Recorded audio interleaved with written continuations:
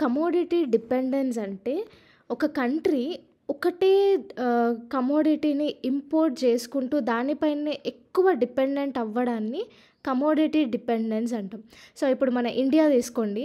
పెట్రోలియంకి almost Russia పైన, ఈ Ukraine పైన చాలా ఎక్కువ డిపెండెంట్ అయింది. ఇంకా సౌదీ అరేబియా పైన కూడా ఎక్కువ డిపెండెంట్ అయింది. సో, ఇట్లా ఎక్కువ డిపెండెంట్ అవ్వడం వల్ల మనకి మన ఎకనామిక్ సిచ్యువేషన్స్ అన్నీ అతలాకుతలం అయ్యే ఛాన్సెస్ ఉన్నాయి. అంటే మన కంట్రీ యొక్క కరెన్సీ కంట్రోల్ అనేది వేరే కంట్రీస్ చేతిలోకి వెళ్ళిపోతుంది. సో, ఇది మేజర్ డ్రాబ్యాక్ అనమాట కమోడిటీ డిపెండెన్స్ పైన. సో, ఇది న్యూస్లో ఎందుకుందంటే United Nations General Assembly president ఉంటాడు కదా, ఆయన ఈ కమోడిటీ డిపెండెన్స్ అనేది పెద్ద ఇష్యూ అని దీనిపైన కొంచెం హైలైట్ చేసుకుంటూ మాట్లాడిండు అనమాట. అందుకు ఇది న్యూస్లో ఉంది. సో, ఈ క్రూడ్ ఆయిల్ కానీ, కోల్, ఐరన్ ఓరు ఇట్లాంటివన్నీ మేజర్ కమోడిటీస్. ఏ కంట్రీకైనా కానీ, మనకే కాదు ఏ కంట్రీకైనా కానీ. సో, ఇట్లాంటి కమోడిటీ డిపెండెన్స్ని తగ్గించుకోవాలి అని అన్ని కంట్రీస్ ప్రయత్నించాలి.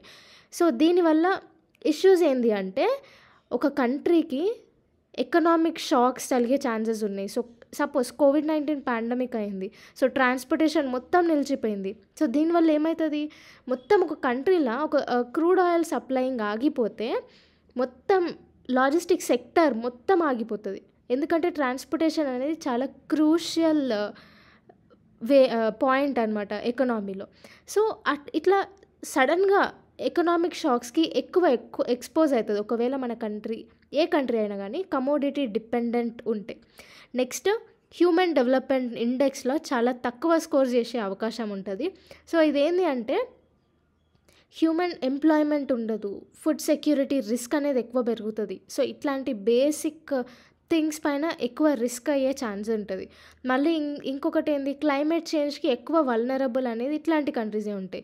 So, suppose more than 60% of world small island developing countries are vulnerable to climate change.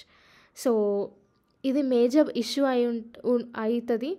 And ఇవన్నీ తక్కువ చేసుకోవాలి అంటే ఫస్ట్ డైవర్సిఫికేషన్ స్ట్రాటజీ అనేది పెంచుకోవాలి. సో, ఫర్ సపోజ్ మన ఇండియా ఓన్లీ రష్యాతోని క్రూడ్ ఆయిల్ తీసుకోవడానికి డీల్ పెట్టుకుంది. సో, ఓన్లీ రష్యాతోనే పెట్టుకుంటే ఒకవేళ రష్యా యుక్రెయిన్ వార్ అవుతుంది. సో, రష్యాకే చాలా ఆ వార్కి సరిపడా దానికే క్రూడ్ ఆయిల్ సరిపోతుంది. సో, సడన్గా రష్యా క్రూడ్ ఆయిల్ సప్లయింగ్ ఆగిపోతే మన పరిస్థితి ఏంది? అట్లా కాకుండా డైవర్సిఫికేషన్ స్ట్రాటజీ అనేది తీసుకోవాలి. సో, మనం ఇండియా ఎవరెవరితోని క్రూడ్ ఆయిల్ ఇంపోర్ట్ చేసుకుంటాం, యుక్రెయిన్తో చేస్తాం, రష్యాతో చేస్తాం,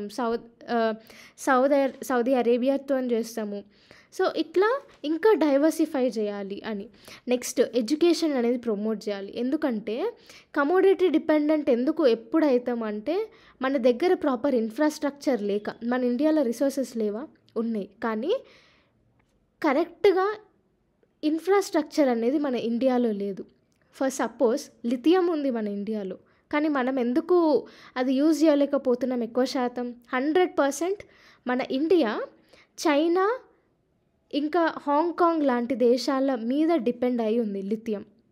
ఎందుకు మన ఇండియాలో ఎందుకు లేదు? లిథియం ఉంది కదా, జమ్మూ అండ్ కాశ్మీర్లో ఉంది మ్యాక్సిమం పర్సెంటేజ్. కానీ ఎందుకు మనం 100% వేరే కంట్రీస్ పైన డిపెండ్ అయి ఉన్నాం? దానికి మెయిన్ రీజన్ వచ్చేసి ఎడ్యుకేషన్. సో, ఎడ్యుకేషన్ పైన ఫోకస్ చేయాలి మన గవర్నమెంట్. స్కిల్ డెవలప్మెంట్ పైన ఫోకస్ చేయాలి.